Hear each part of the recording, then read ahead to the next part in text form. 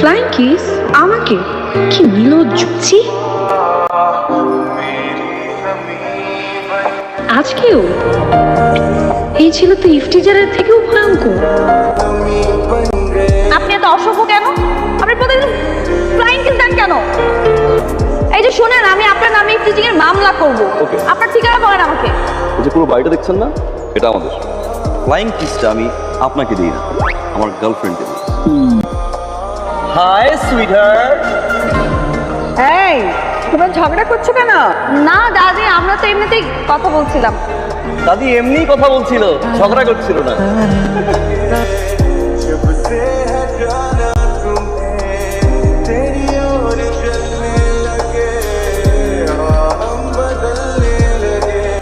দিশান দিশান ভাই একটা কাজ করে দিবি। কি কাজ? ওই যে এই সেতুদের বাসায় গিয়ে কটা কাঁচামরিচ ধান নিয়ে আয়। দাদি পাঠিয়েছে কিছু কাঁচামরিচের জন্য, ধার নিতে।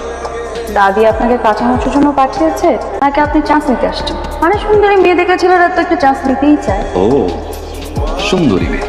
আপনি একটু দাঁড়ান, আমি কাঁচামরিচ নিয়ে আসছি। থ্যাঙ্কস। ওয়েলকাম।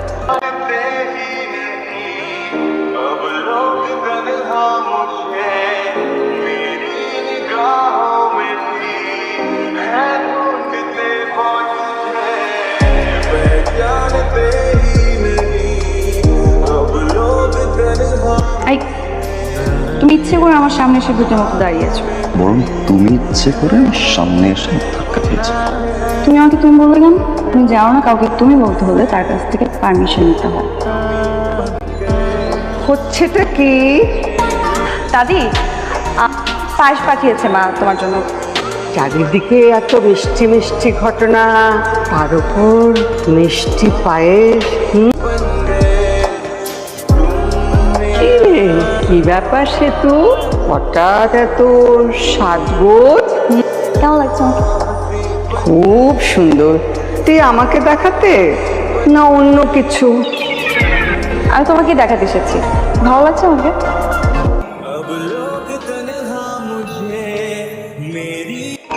হ্যালো বাবা। অনেক হয়েছে স্যার, এবার তুমি ব্যাক করো। জেরির বাবা আমাকে বারবার বলছে তোমাদের বিয়েটা দিতে। তুমি ভালো করেই জানো কানাডার জেরির বাবার অবস্থান কেমন। বাবা আমি এখানে একটা মেয়েকে ভালোবাসি, আমি তাকে বিয়ে করে এখানে সেট হয়েছি বাবা। বাই। বেয়াদব মেয়ে, ওর জন্য আমার মান সম্মান কোনো কিছু থাকলো না। জিসানের আশপাশে যত তোর না দেখি, আর খুব তাড়াতাড়ি আমি তোর বিয়ের ব্যবস্থা করছি। কিন্তু মা, আমি তোকে পছন্দ করি। ও আমাকে পছন্দ। চুপ, একদম চুপ। ছি, ছি, ছি, ছি। তোর জন্য এইভাবে মান সম্মান হারাতে হবে জীবনে ভাবিনি। আমি ওকে ভালোবাসি, অনেক ভালোবাসি, কিন্তু কখনো বলতে পারবো না। কেন? ওর বাবা আমাকে ফোন করে অনেক বাজে কথা বলেছে।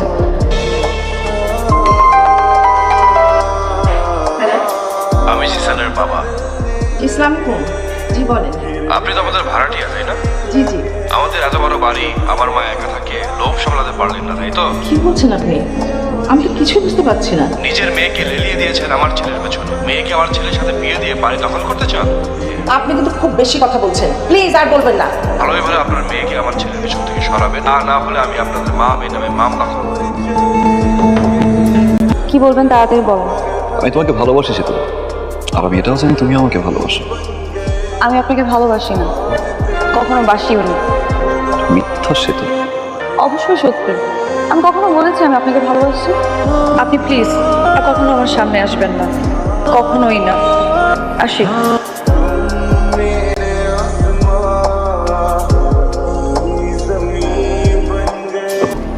জি স্যার, তুমি কি সেতুকে সত্যিই পছন্দ করো? তুমি কিভাবে জানো সেতুর কথা? তুমি কি সত্যি ওকে পছন্দ করো? এ বাবা, সত্যি বুঝতে পারিনি সেতুকে এত ভালোবাসে ফেলবো।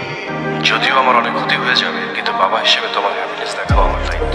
সেতুর আজকে কাবিন হয়ে যাচ্ছে, তুমি পারলে ওকে ফেরাও, আমার কোনো সমস্যা নেই। পারিনি। আরেকবার ট্রাই করো, লাস্ট ট্রাই। যাও।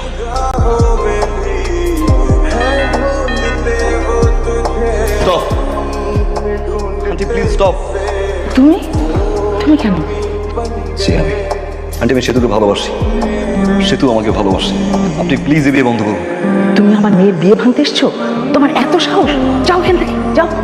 না, ও যাবে না, ও সেতুকে নিয়ে যাবে। খালাম্মা আপনি তো সব জানেন।